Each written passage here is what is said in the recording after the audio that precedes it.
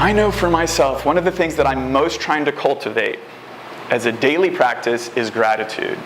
Really waking up and feeling thankful for the fact that I woke up, for the fact that I did get to breathe in one more time.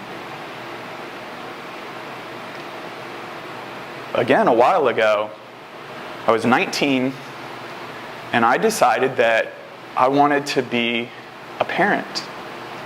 And so I went out with my girlfriend at the time, and we each adopted a little being. She got a little girl, I got a little boy. Her and I are no longer together, but I've still got my little boy. His name is Yoshi. I was definitely too young to be a parent at the time, but that's okay. I've been growing and learning, and he's been one of my greatest teachers. By the way, Yoshi is a little chihuahua. He's not a human being. But he's amazing, and I'm so grateful that I've gotten older and I start to see the lessons that he's showing me every day. One of his most powerful traits is that he is perpetually in the moment. He is in the now. This is the only place he can live. I think that animals are kind of blessed in that way, and that they don't get caught up with regrets from the past. They certainly don't have anxieties about what they're going to be doing next week. He can only live right now. And as a result, he's doing it fully. He's doing it 100%.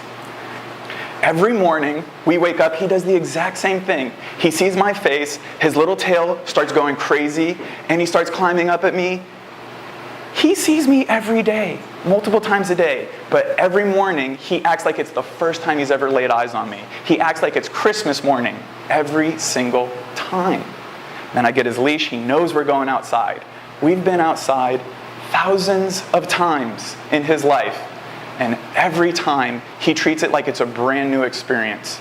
He walks out, the air hits him, his little nose starts sniffing, the sun is coming down, he's rolling in dirt.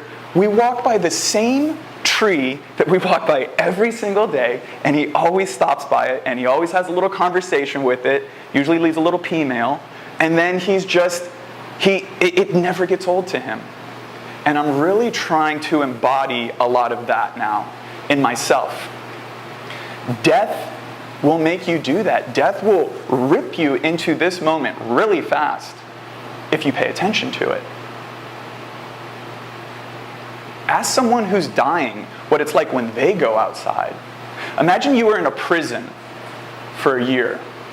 But not just prison, imagine you were in dark, solitary confinement, a dank dungeon, you couldn't see the light, it was dark and not a good place. Then all of a sudden, for whatever reason, hey, you've got 10 hours, you can go outside. You can go into the rec center, the little park there. 10 hours, that's all you get. Would you be worried about the sun being a little too hot that day? Would you be worried if it was raining that day? Maybe if there was a little bit of litter on the ground? You would take every second of that time to look at every blade of grass, to feel the dirt between your toes, to look up at the clouds. When you're dying and you know that you only have those 10 hours left, that's how you start to behave. We're all dying, but we don't think that we only have 10 hours left. We don't treat it that way. My dog doesn't know when he's going to die, but he acts like every day is a beautiful toy to play with. We could all be doing that too. We should all be doing that too. Because you don't know when you're going to go.